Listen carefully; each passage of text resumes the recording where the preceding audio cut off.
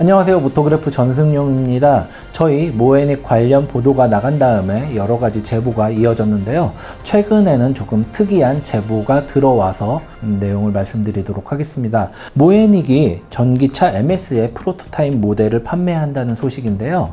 이 MS 프로토타입의 모델의 가격은 약 2억 5천만 원이고요. 현재 모에닉에서는 이 차량 5대에서 10대를 판매할 계획이라고 합니다. 저희가 첫 번째 영상에서는 모에닉이 공식적으로 보도자료를 통해 밝혔던 다양한 협업들에 대한 팩트체크를 했고요.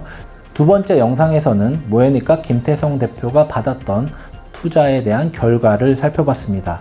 그래서 이번 세 번째 영상에서는 MS 프로토타입을 통해서 모에닉이 주장하는 그런 기술들의 현실에 대해서 조금 더 자세히 알아보도록 하겠습니다. 아직 홈페이지에서도 확인할 수 있는데요. 모에닉은 전기차인 MS 프로토타입을 통해서 여러 기술을 소개했습니다. 인일 모터를 비롯해서 마그네슘 차체와 자율주행 기술, 그리고 음성인식, 인공지능 기술까지 소개했는데요. 신승현 기자와 함께 자세히 살펴보도록 하겠습니다. 이번에 판매한다는 MS 프로토타입을 포함해서 모에닉은 인일 모터 기술을 적극적으로 내세우고 있는데요. 신승현 기자, 이 인일 모터란 어떤 기술이죠? 이 인휠 모터는 말 그대로 휠 내부나 직접 연결된 모듈에 전기 모터와 제동 장치를 장착하는 기술입니다.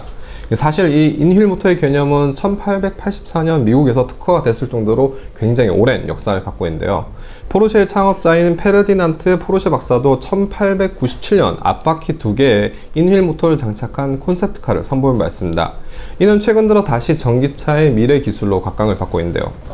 뭐 어떤 특별한 장점이 있나요? 인휠 모터는 전기 모터가 각 바퀴를 직접 돌리기 때문에 동력 손실이 적고 효율성이 굉장히 높습니다. 또한 크기가 작기 때문에 공간 활용성도 우수합니다. 크기가 작다라는 것은 모터가 구동계 차체에 있는 게 아니라 바퀴 쪽으로 빠지기 때문에 공간이 넓다라는 건가요? 네, 맞습니다. 그렇군요. 그런데 왜 이 기술이 아직도 양산차에 적용됐다라는 소식은 없죠?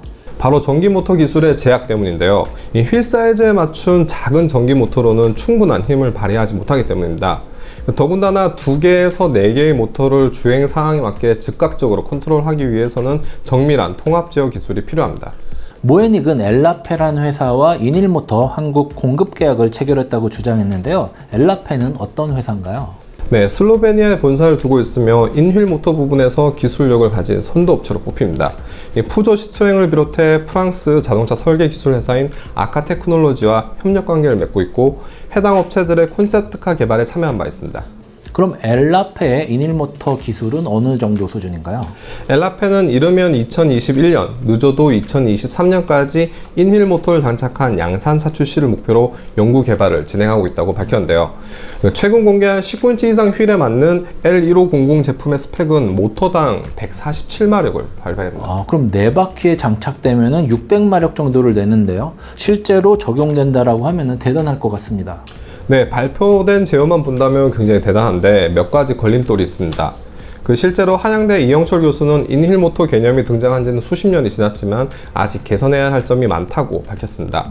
성균관대 황성호 교수도 미쉐린 등에서 양산화를 시도했지만 불발됐다면서 인휠 모터의 특성상 주행 중 손상 가능성이 높아 실험실에서 탄생한 일부 콘셉트카를 제외한다면 양산 사례가 없다고 답했습니다.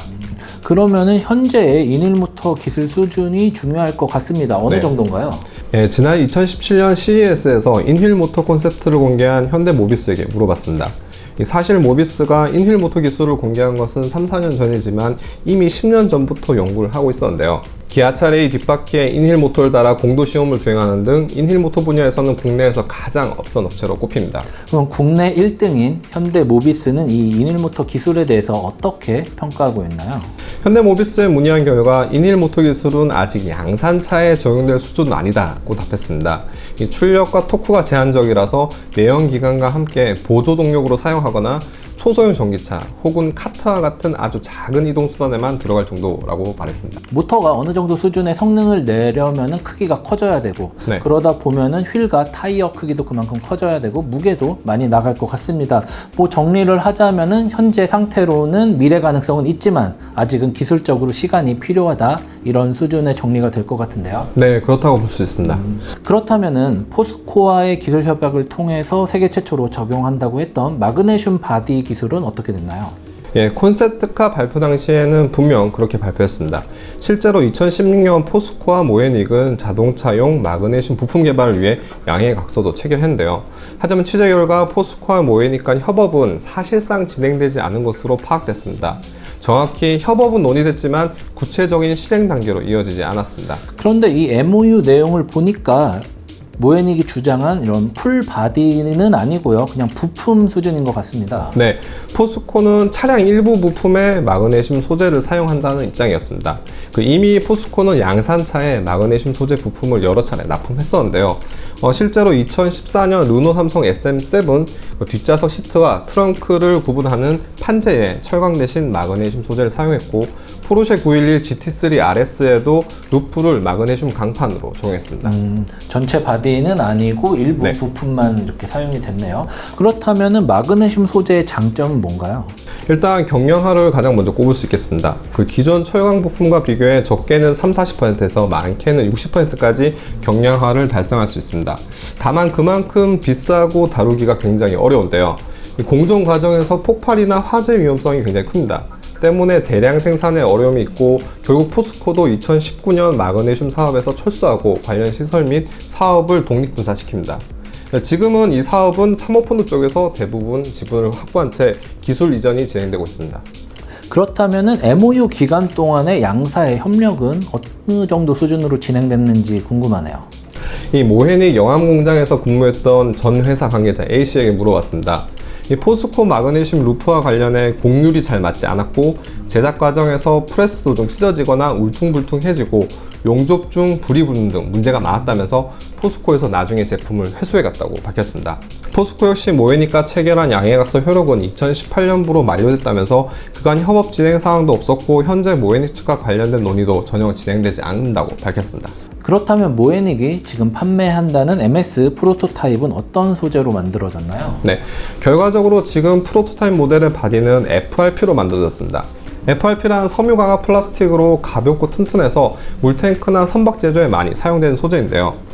모헤닉은 2017년 FRP 바디를 전문적으로 개발 생산하는 자회사 ABM 테크놀로지를 설립했고, MS를 FRP로 제작한다고 밝혔습니다. 차체 전체를 FRP로 하는 이른바 풀 FRP 바디가 가능한가요?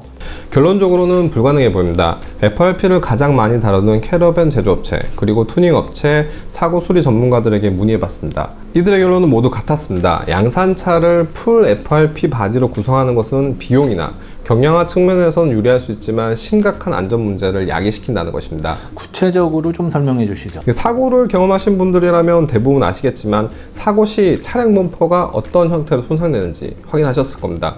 약한 충격에는 좀 찌그러지지만 강한 충돌 사고에서는 범퍼가 대부분 깨지는데요. 주 충격을 흡수하는 보닛과 루프까지 FRP로 구성된다면 안전성을 답보할 수가 없습니다. 네, 물론 사례가 없는 것은 아닙니다. 차량 전체를 FRP로 두르는 것은 캠핑 트레일러나 레이스카에서는 좀 일반화되어 있죠. 다만 레이스카는 경량화가 목적이고, 캠핑 트레일러는 견인 중에 사람이 탑승할 일이 없으니 일반 차량과는 비교할 수 없습니다. 사람이 타고 일반 도로를 달려야 하는 모헤닉 차량에 적합한 소재는 아닌 것 같다라는 그런 말인 것 같습니다. 네, 맞습니다. 모헤닉은 자율주행과 인공지능 비서에 대한 것도 발표를 했는데요. 이 부분은 어떤가요? 모헤닉은 2017년 5월 서울 영등포 대선제분에서 전기차 MS 제작 발표회를 진행합니다. 인공지능으로 차량 제어를 목표로 하고 원격 조종도 가능하다는 입장이었는데요. 지금 홈페이지에서도 세계 최초 IoT를 기반으로 설계된 움직이는 디바이스, 모헤닉의 인공지능 비서 모리와 함께 드라이브를 즐기세요 라는 문구가 있습니다. 모헤닉에서 이런 자율주행과 인공지능 비서 서비스를 만드는 게 가능한가요? 이게 자체 기술로 할 부분은 아닌 것 같은데요. 당시 모헤닉 측은 서울대 이경수 교수팀과 MOU를 체결하고 자율주행 연구 개발을 진행한다고 밝혔습니다. 저희가 모헤닉 취재를 하면서 최근 이 교수 쪽에 계속 컨택을 했었는데요. 아직까지 아무런 답변을 받지 못했습니다. 관련 업계에서는 어떤 반응을 보이나요? 일단 정보가 너무 없다는 입장입니다. 모헤닉이 자율주행이나 인공지능과 관련해 공개한 영상이나 세부 자료가 없기 때문에 기술 수준을 전혀 짐작할 수 없다는 입장이죠. 유튜브 등에서 주행 테스트 장면을 볼 수는 있지만 카메라부터 라이더, 레이더 센서 등 자율주행에 필요한 장치들은 확인할 수 없습니다. 어떤 회사의 어떤 제품을 사용했고 어떤 회사의 프로그램으로 운영을 하는지 내용이 전무합니다.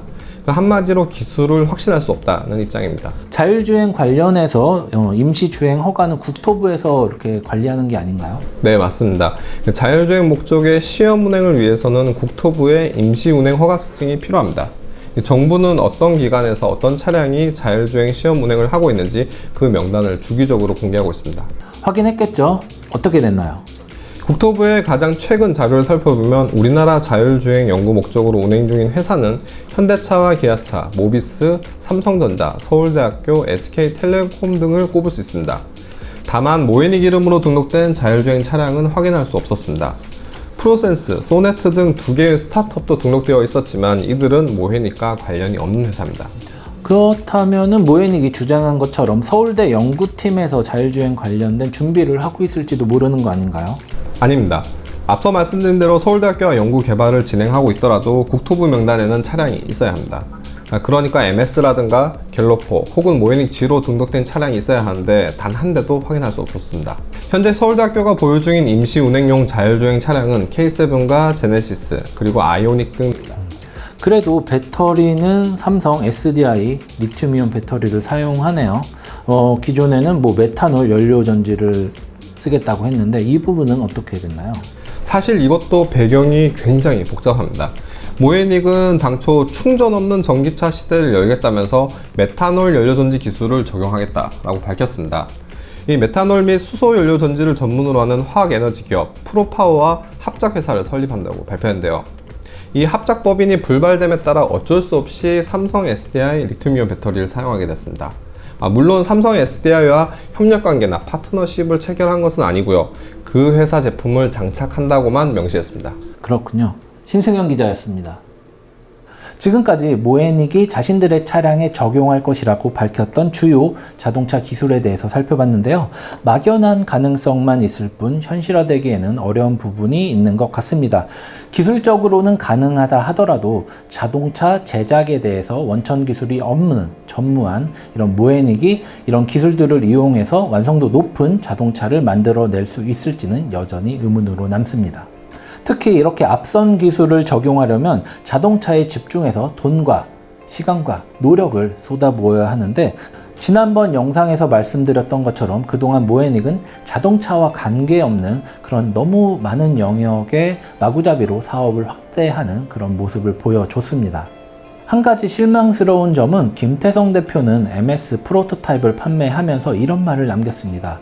이 차량이 모두 판매가 된다라고 하면은 MS의 양산 시기가 더욱 앞당겨질 것이라고요. 다시 한번 말씀드리지만 이 차의 가격은 무려 2억 5천만 원입니다. 5대에서 10대를 판다고 하니 김태성 대표와 모에닉은 최대 25억의 수익을 올릴 수가 있겠네요. 무리한 사업 확장으로 많은 투자자들에게 손실을 입혔던 모에닉이 이렇게 완성도가 떨어지는 차량을 내세워서 또다시 투자를 이끌어내려고 하는 모습은 안타깝습니다. 모에닉 차량을 구매하는 것, 그리고 모에닉에 투자하는 것은 어디까지나 여러분의 자유입니다. 하지만 조금 더 자세히 살펴보고 신중하게 행동에 옮길 필요가 있다라는 생각이 들었습니다. 모터그래프 전승용이었습니다.